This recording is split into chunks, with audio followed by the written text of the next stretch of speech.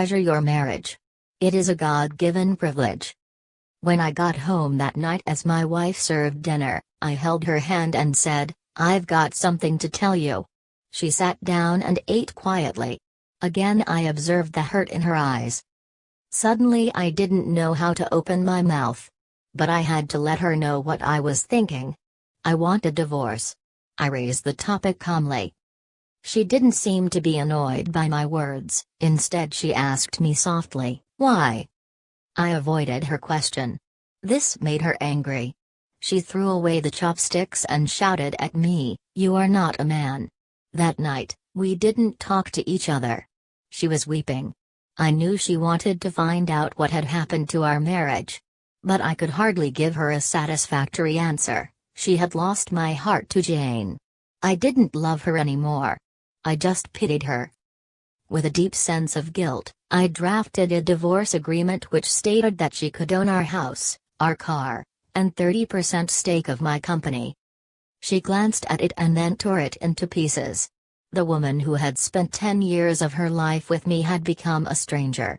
I felt sorry for her wasted time, resources and energy, but I could not take back what I had said, for I loved Jane so dearly. Finally she cried loudly in front of me, which was what I had expected to see. To me her cry was actually a kind of release. The idea of divorce, which had obsessed me for several weeks, seemed to be firmer and clearer now. The next day, I came back home very late and found her writing something at the table. I didn't have supper but went straight to sleep and fell asleep very fast because I was tired after an eventful day with Jane. When I woke up, she was still there at the table writing. I just did not care, so I turned over and was asleep again. In the morning she presented her divorce conditions. She didn't want anything from me, but needed a month's notice before the divorce. She requested that in that 1 month we both struggle to live as normal a life as possible. Her reasons were simple: our son had his exams in a month's time and she didn't want to disrupt him with our broken marriage. This was agreeable to me. But she had something more. She asked me to recall how I had carried her into our bridal room on our wedding day. She requested that every day for the month's duration I carry her out of our bedroom to the front door every morning. I thought she was going crazy. Just to make our last days together bearable, I accepted her odd request. I told Jane about my wife's divorce conditions. She laughed loudly and thought it was absurd. "No matter what tricks she applies, she has to face the divorce," she said scornfully. My wife and I hadn't had any body contact since my divorce intention was explicitly expressed. So when I carried her out on the first day, we both appeared clumsy. Our son clapped behind us, "Daddy is holding Mommy in his arms." His words brought me a sense of pain.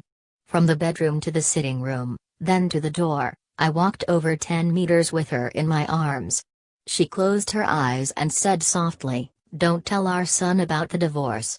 I nodded, feeling somewhat upset. I put her down outside the door. She went to wait for the bus to work. I drove alone to the office. On the second day, both of us acted much more easily.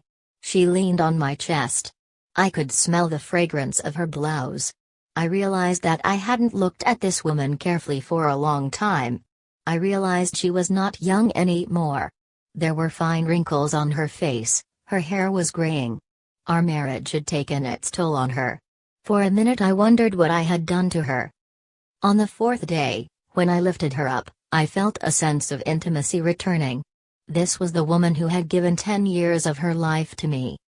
On the fifth and sixth day, I realized that our sense of intimacy was growing again. I didn't tell Jane about this. It became easier to carry her as the months slipped by. Perhaps the everyday workout made me stronger.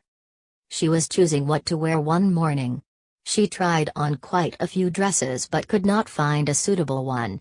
Then she sighed, "All my dresses have grown bigger."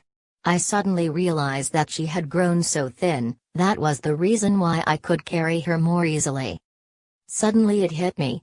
She had buried so much pain and bitterness in her heart. Subconsciously I reached out and touched her head.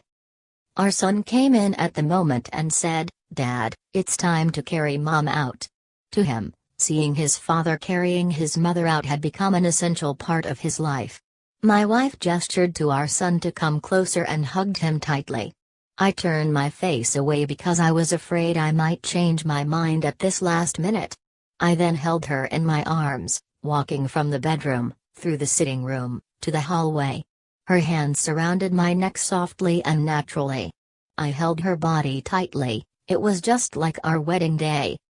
But her much lighter weight made me sad. On the last day, when I held her in my arms, I could hardly move a step. Our son had gone to school. I held her tightly and said, I hadn't noticed that our life lacked intimacy.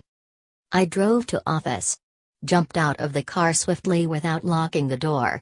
I was afraid any delay would make me change my mind. I walked upstairs.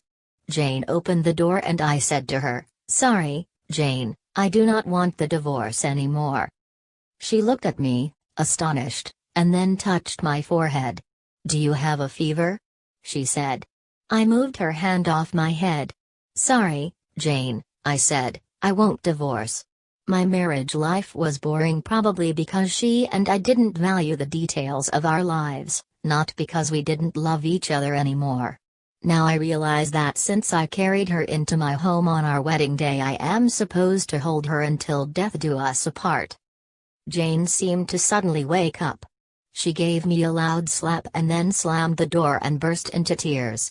I walked downstairs and drove away. At the floral shop on the way, I ordered a bouquet of flowers for my wife. The salesgirl asked me what to write on the card. I smiled and wrote, I'll carry you out every morning until death do us apart.